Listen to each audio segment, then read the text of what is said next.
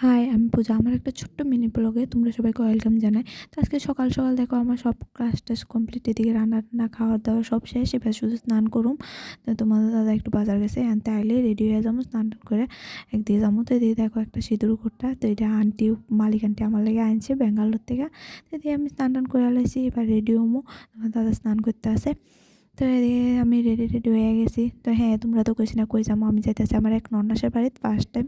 তো এদিকে গাড়িও আয়া পড়ছে, তো গাড়ি বয়ে গেছে। তো এদিকে তোমার দাদার সামনে বসে আমার বেচারির মতো একলা রেখা। তো এদিকে দেখো তোমার দাদার সামনে বসে। তো এদিকে নন্নসের বাড়ি যাবো। তো হ্যাঁ, তোমরা সবাই জানাও আমার কেমন লাগতেছে শাড়ি পরা। তো এদিকে গ্যাস ফুরাইতেছি গুজ্জে আয়া আমরা যাবো কাকরামন। তো এদিকে গ্যাস ট্যাস পুরাই আবার বাড়িয়ে গেছি। তো এদিকে বাইরে তোমাদের দাদা আয়া পড়ছে ফাইনালি।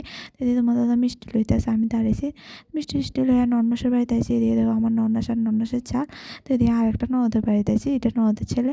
তো টাটা, আজকে ভিডিও এখান পর্যন্ত। ভালো লাগলে লাইক করো, কমেন্ট করো, শেয়ার।